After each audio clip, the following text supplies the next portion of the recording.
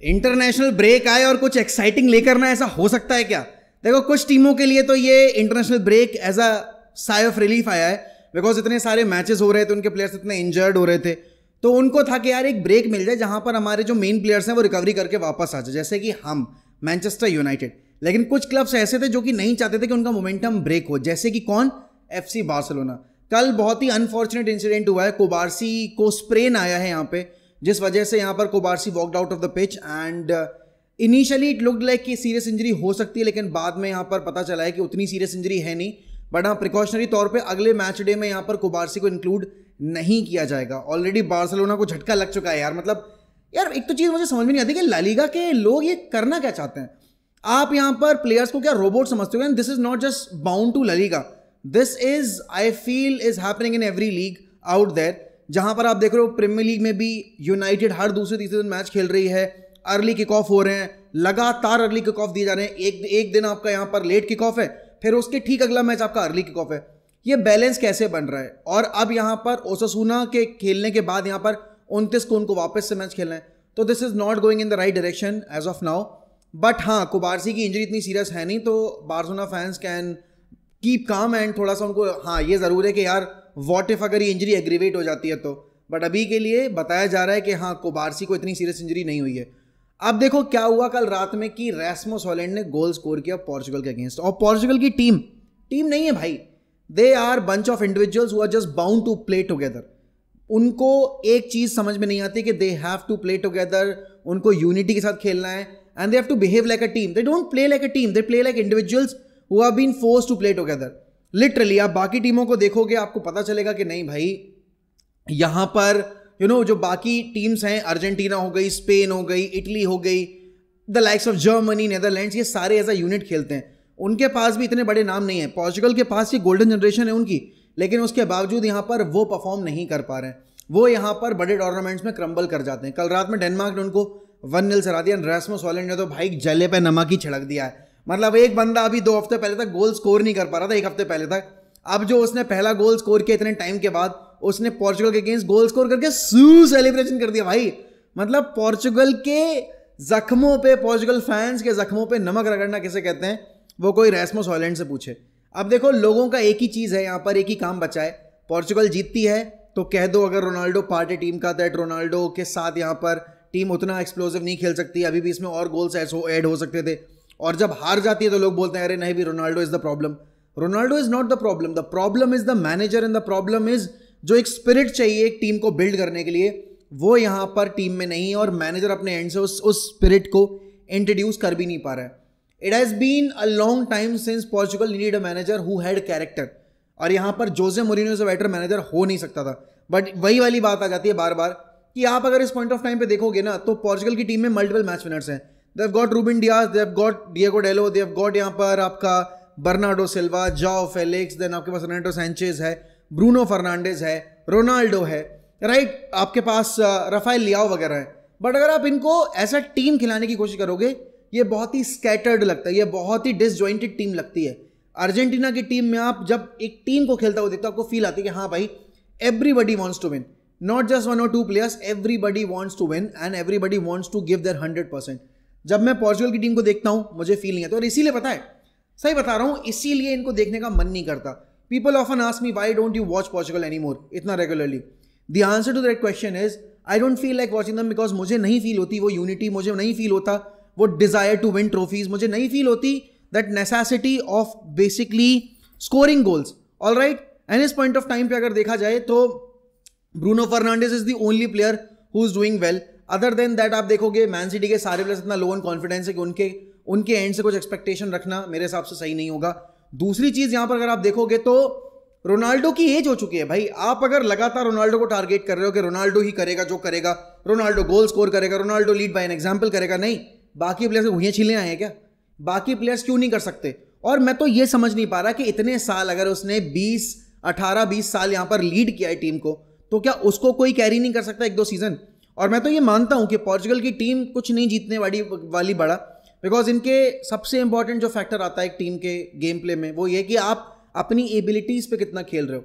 Manager उनकी abilities पे खिला ही नहीं रहा है, मैनेजर अपनी फॉर्मेशन से कॉम्प्रोमाइज करना ही नहीं चाह रहा है। मैनेजर यहां पर अगर आप देखोगे तो जो स्ट्रेंथ्स हैं उनको शोकेस करने की बजाय प्लेयर्स को अपने सिस्टम में मोल्ड करने की कोशिश कर रहा है। इंटरनेशनल मैचेस में आपको इतना टाइम नहीं मिलता कि आप अपने सिस्टम को मोल्ड कर लो।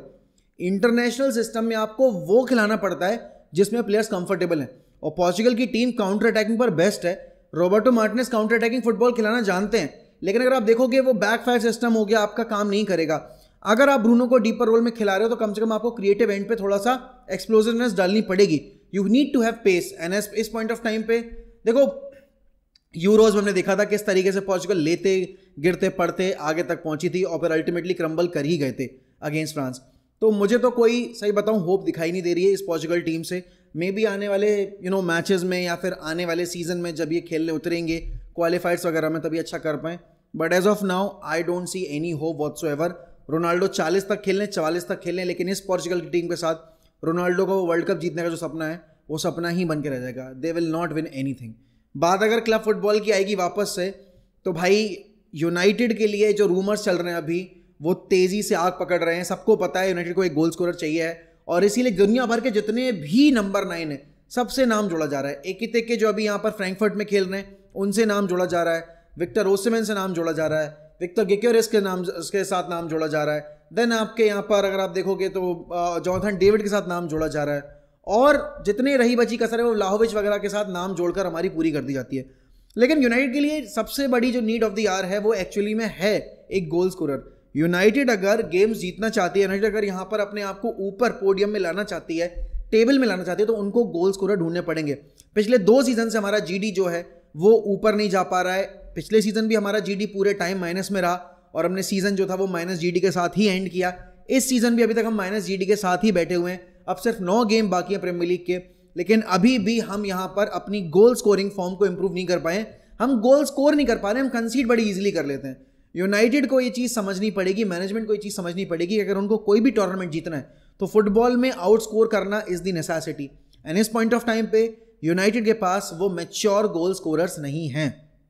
अगर यहाँ पर मेरा ओपिनियन पूछा जाएगा तो ऑब्वियसली गिक्योरेस लुक्स मोर मेरे हिसाब से comfortable with the Ruben Amorim system, because वो बंदा स्पोर्टिंग में खेला है। लेकिन क्या यहाँ पर विक्टर गिक्योरेस वो बड़े क्लब की रिस्पॉन्सिबिलिटी अदा कर पाएंगे? और ऑब्वियस सी बात है उसकी एज भी है, he is not 23-24, he is 28-29। तो आपको पता है यहाँ पर कि ज़्यादा पीक ईयर्स है नहीं उसके पास, एंड स्पोर्टिंग एटलीस्ट 60 मिलियन जो उसका रिलीज क्लॉज है वो तो डिमांड करेगी। उससे नीचे में तो डील फाइनलाइज होने नहीं वाली है।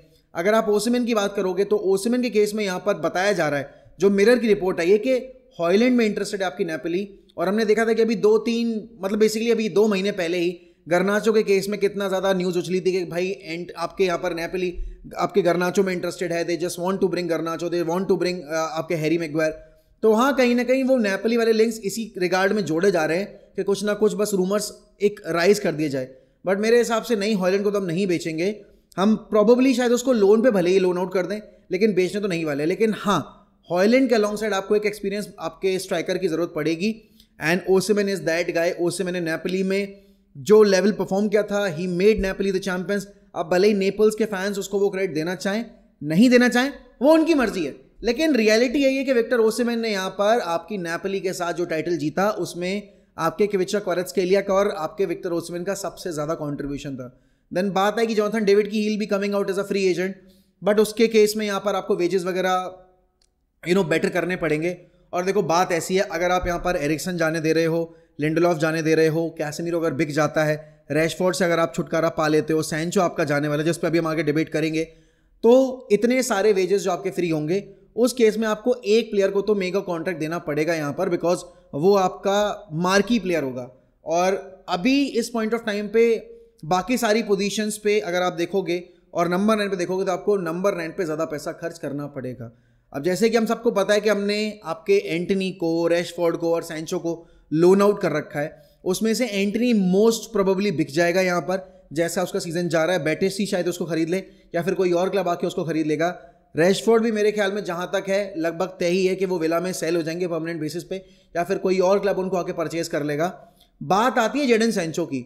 जेडन सैंचो जब यहाँ पर लोन आउट हो रहे तो चेल्सी फैंस बहुत ज़्यादा एक्साइटेड थे कि भाई they are getting a world class player, but little did they know कि उनके पास एक वर्ल्ड क्लास प्लेयर जरूर आ रहा है, लेकिन एक नेगेटिव एटीट्यूड वाला प्लेयर आ रहा है। और वो चीज़ आपके जेडन सैंचो ने अपने वर्क एथिक के थ्रू प्रूव कर दी है।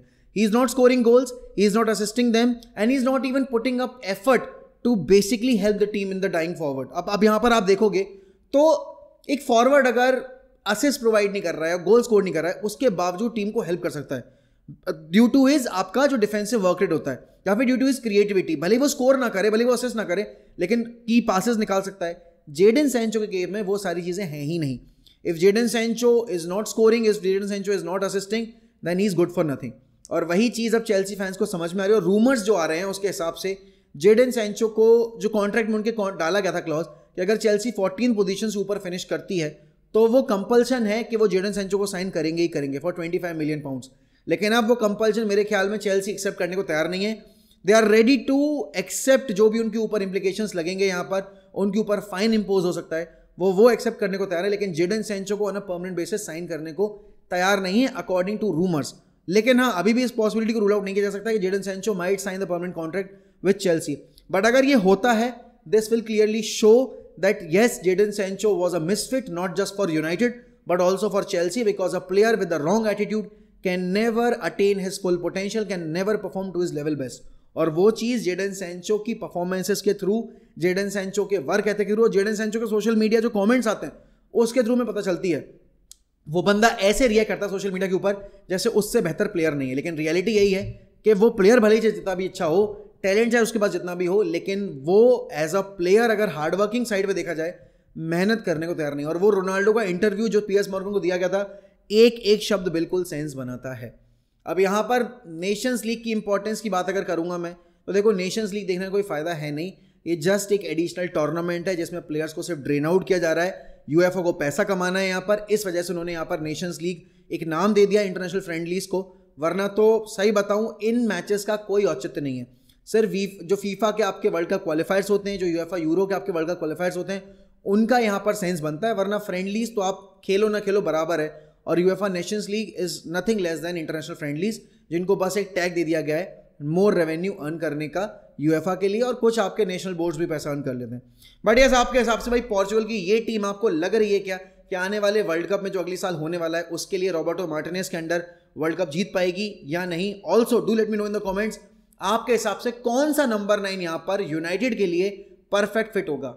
और इसी के साथ मैं आपसे लूंगा अलविदा। मिलता हूं रात में वॉच अलोंग के ऊपर, वॉच अलोंग क्या मतलब लाइव स्ट्रीम के ऊपर हम बैठ के बात करेंगे। एंड जितने भी लोगों ने मुझे बर्थडे विश किया है, थैंक यू सो मच सारे आपके वार्म विशेस के लिए। It's my 31st birthday. Although शक्ल से देखकर लग नहीं रहा हूँ 31 साल का हो गया हूँ, लेकिन हाँ, बुढ़ापा आ रहा है। जाते जाते एक दरखास्त है बस कि प्लीज़ सब्सक्राइब जरूर करिए चैनल को, एंड कमेंट करिए भर भर के, लाइक करिए यहाँ पर इस वीडियो को। बाकी मिलता हूँ जल्दी, बाय बाय।